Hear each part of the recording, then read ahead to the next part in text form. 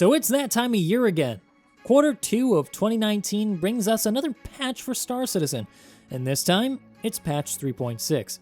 In that patch, we've been anticipating a lot of really cool features. Stuff like VTOL, the new law system, weapon attachments, being able to purchase ships in kiosks, and even rent them at a much lower price. And all of these we anticipated would change the gameplay experience as it should. But there's one thing that I don't think anybody saw coming, including me. And that's the improvements to FOIP and how it would change the whole experience of Star Citizen, at least for me. Hey guys, I'm Morphologist, and in this video we're going to talk a bit about this kind of forgotten feature. This is FOIP, or Face over IP. It's a technology that CIG's been developing to basically take a standard camera and track your face to place your emotions, your emotes, directly into the world and on the character that you're playing. That way, whenever you react, people can actually see if you're smiling or frowning. Now, this sounded great in theory, but when they implemented it in the game, it didn't work quite as well as it did in the studio, and this probably comes down to people just having different facial structures, and the program just not being able to account for it yet. Also, it doesn't deal with glasses well. It kind of thinks that the top rim of your glasses are your eyebrows, and so it can create some really funny situations. But this patch, well, they didn't really improve that too much. What they did improve, though, is its ability to continually track your face's position, which means that the face tracking free look feature, which previously just kind of derped out whenever you turned it on, actually works now. And what I've found is that after using it, I don't want to turn it off.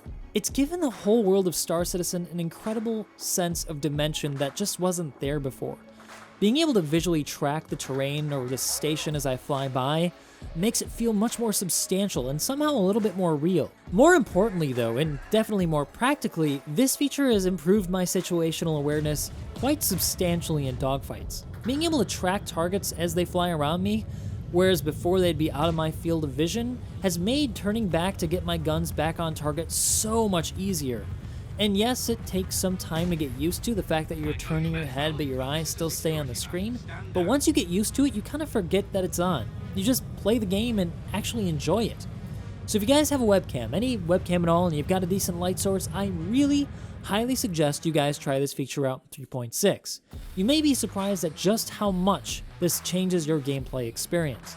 It's a small thing, and ultimately it's one of the smallest things that they're adding into this patch. And yet, in terms of how it's impacted my experience, I think that this is the most impactful feature, at least for me, in 3.6. They've also added a number of things in the menu to make this a bit more user-friendly. For me, I don't think it's terribly useful when I'm in first person, when I'm walking around. It seems a little bit weird that my head's moving when I'm walking in a direction, so you can actually elect to turn those off. You can also select now which camera this feature is using, which is great for me because I use one camera for streaming and one for Facecam. The best one, though, is the bindable calibration key, which they added in, which has made this so much better. Because what I found is that it often doesn't know where 0 is, and so after a while, when you're looking forward, it might be looking slightly left or right. Now, all you gotta do is hit that bindable recalibrate key, and you're back on 0, and it works like a charm.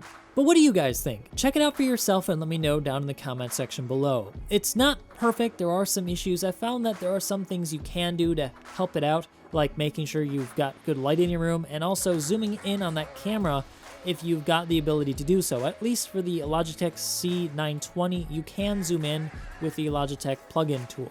So try that out, guys, and let me know. Now, of course, this feature isn't the only cool feature in 3.6. We're still waiting on the 890 jump, we're still waiting on those weapon attachments, and ship rentals aren't fully in the game yet. The Vanguards still need a little bit of tweaking, and so there's still some time left yet before we really take a look overall at 3.6. If you want to see me learning and playing the game live, head on over to my Twitch channel where you can ask me questions and directly interact with me and my community. I really want to see you guys over there so we can talk about this awesome patch. There's also some really cool features that they didn't talk about, which are really great. Stuff like the new junkyard, it's called the Orphanage. It's like a junkyard outpost for outlaws.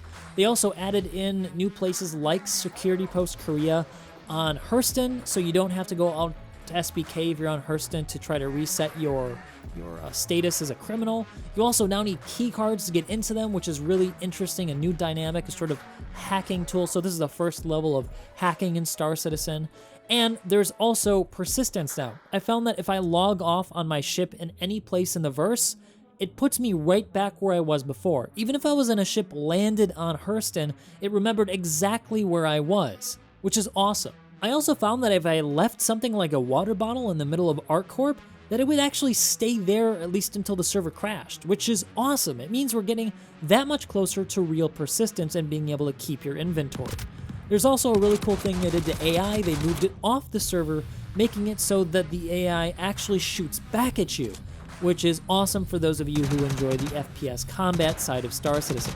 But again, we'll cover more of this in other videos, and of course you'll be able to see me playing it live over on my Twitch channel, which I'll link down in the description below. Anyway guys, I hope you enjoyed this video. Let me know what you're thinking about 3.6 so far down below, and of course let me know if you've tried out that really cool new face tracking technology. That's it for now. See you guys next time.